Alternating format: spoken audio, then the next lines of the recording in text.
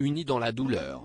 Malgré leurs différends, le prince de Galles et le prince Harry ont marché côte à côte, derrière le cercueil de leur grand-mère, Élisabeth II, mercredi 14 septembre 2022 lorsqu'il a quitté le palais de Buckingham pour rejoindre Westminster Hall.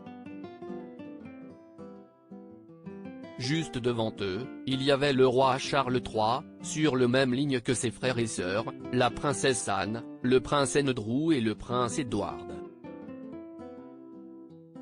Le nouveau roi d'Angleterre n'a pas voulu se mettre devant eux. Ainsi, ils étaient disposés par ordre de naissance. Juste derrière eux, se trouvaient donc les deux fils du roi Charles III. La procession militaire a duré pas moins de 38 minutes. La dépouille de la reine et tout le cortège ont longé St James Park, avant de tourner vers Horse Guards Parade, puis de rejoindre Westminster Hall.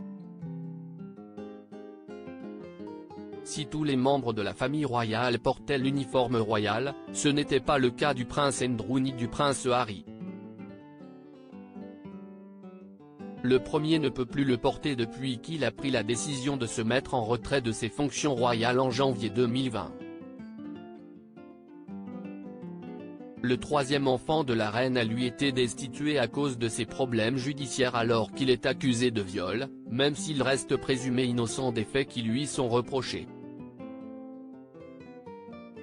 De leur côté, la reine consort Camilla, ainsi que les épouses de William et Harry, Kate Middleton et Meghan Markle, ont suivi la procession en voiture et ont ensuite retrouvé leur mari à l'entrée de Westminster Hall.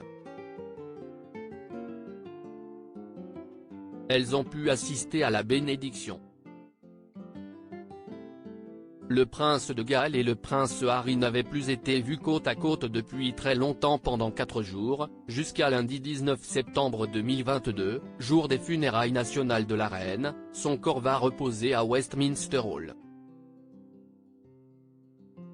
Ainsi, les Britanniques qui le souhaitent pourront s'y rendre, à partir de 18 h, pour rendre un dernier hommage à la mère du roi Charles III, morte le 8 septembre 2022, à l'âge de 96 ans, après 70 ans de règne.